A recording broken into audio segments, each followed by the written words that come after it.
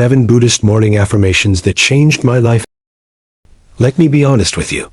I used to be the person who rolled out of bed and immediately grabbed my phone, scrolling through social media before my feet even hit the floor. My mornings felt chaotic, rushed, and somehow I was already stressed before my day had even begun. Sound familiar? Everything changed when I discovered these 7 Buddhist morning affirmations.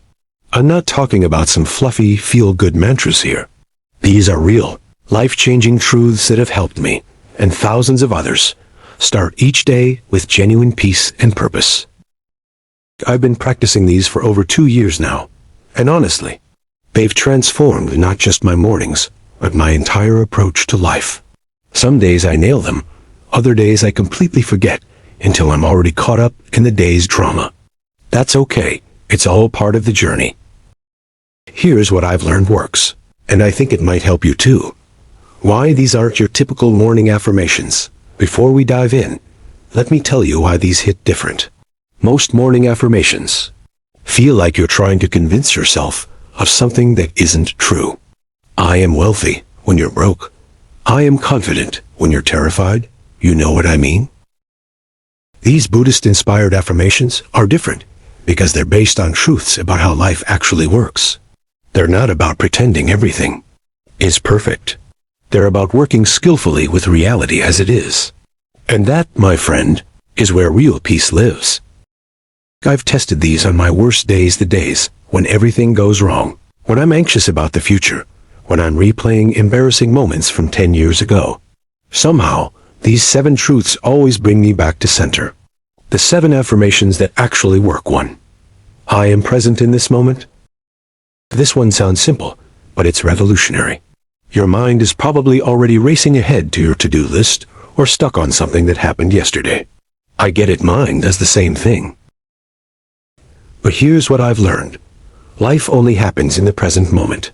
That conversation you need to have, that decision you need to make, that breath you're taking right now, it's all happening in this moment. When you remind yourself of this truth, you're not escaping reality.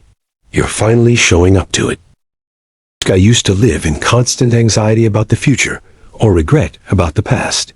Now when I catch my mind time traveling, I gently bring it back with this affirmation. It's like coming home to yourself. 2. I accept what is, while working toward what could be. This one was hard for me at first. I thought acceptance meant giving up, becoming passive, or settling for less than I deserved. But acceptance is actually the opposite. It's the first step to real change. When I stopped fighting against my current reality and started working with it instead, everything shifted. I stopped wasting energy on being angry about things I couldn't control and started putting that energy toward things I could actually influence. This. If you're stuck in traffic, you can rage against it and arrive stressed and exhausted. Or you can accept that this is your reality right now and use the time to listen to a podcast or practice breathing. Same situation, completely different experience. 3. My suffering comes from attachment, and I can choose to let go. Okay, this one might blow your mind like it did mine. Most of our suffering doesn't come from what happens to us. It comes from being attached to how we think things should be. I used to be attached to everyone liking me, to never making mistakes, to having my life look a certain way by a certain age. Every time reality didn't match my expectations, I suffered. And honestly, I was suffering a lot. Now, when I notice myself getting upset, I ask, what am I attached to right now? Usually, it's some expectation or outcome that I can't actually control. Letting go doesn't mean I stop caring.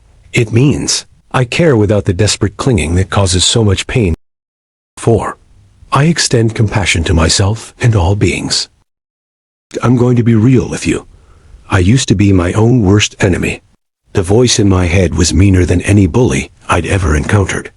If I talked to my friends the way I talk to myself, I wouldn't have any friends left. This affirmation taught me that self-compassion isn't selfish or weak. It's actually the foundation for being genuinely kind to others. You can't pour from an empty cup, and you can't offer others the compassion you refuse to give yourself. Now when I mess up, which happens daily, I try to respond to myself like I would to a good friend who's struggling. It's changed everything about how I move through the world. If these affirmations are resonating with you so far, I'd love for you to subscribe and join our community of people who are committed to living more mindfully. There's so much more wisdom to explore together. 5. I am interconnected with all life. This one still gives me chills. We live in a culture that tells us we're separate, independent, self-made. But when you really look at your life, you realize how connected everything is. The air you're breathing was created by plants. The food you ate was grown by farmers you'll never meet. Your thoughts and beliefs were shaped by every person you've ever encountered. Even your ability to read these words depends on countless people who invented language, writing, and the internet. When I really get this truth, it's impossible to feel truly alone.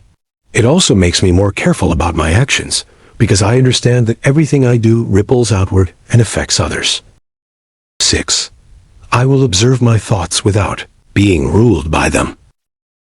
This one was a game changer for my anxiety.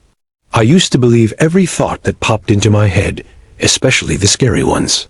If my mind said something bad might happen, I treated it like breaking news. But thoughts are just thoughts. They're like clouds passing through the sky of your mind. Some are beautiful, some are stormy, but they all pass. You don't have to believe them all or act on them all. Now, when my brain starts catastrophizing or judging, I notice it like, oh, there's my mind doing that thing again. I can observe it with curiosity instead of getting swept away by it. 7. Today, I will practice non-attachment to outcomes while giving my full effort. This last one is probably the most paradoxical, but it's also the most liberating. You care deeply about your work, your relationships, your goals, but you hold the results lightly. I used to be so attached to specific outcomes that I'd either not try to avoid disappointment or try so hard that I'd burn out. Now I focus on showing up fully to the process and letting the results be what they are. It's like planting a garden. You prepare the soil, plant the seeds, water them, and tend to them with love. But you don't stand there pulling on the seedlings, trying to make them grow faster. You do your part and trust the process. How I actually use these, the real talk. Let me tell you how this works in real life, because I'm not some enlightened guru sitting on a mountaintop. I'm a regular person dealing with regular human stuff. Some mornings, I wake up and these affirmations flow naturally. I feel centered and peaceful, and I can carry that energy throughout my day. Those are the good days. Other mornings, I wake up already anxious about my presentation at work, or frustrated about an argument I had with my partner, or worried about money. On those days, these affirmations feel like trying to calm a storm with a whisper. But here's what I've learned. It's on those difficult days that these truths matter most. When I'm struggling, I don't try to force myself to feel peaceful.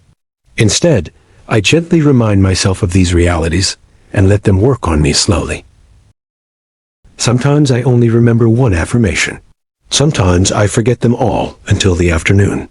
That's okay. This isn't about perfection. It's about gradually rewiring your brain to work with reality instead of against it, making it work for you. You don't have to use all 7 affirmations every morning. Start with the one that resonates most with you. Maybe it's the one about being present if you struggle with anxiety, or the one about self-compassion if you're hard on yourself. I like to say them while I'm making my morning coffee, but you could use them during your commute, in the shower, or even while you're still lying in bed. The key is consistency, not perfection. Some days, I write them in my journal. Other days, I just think about them. Find what works for your life and your personality.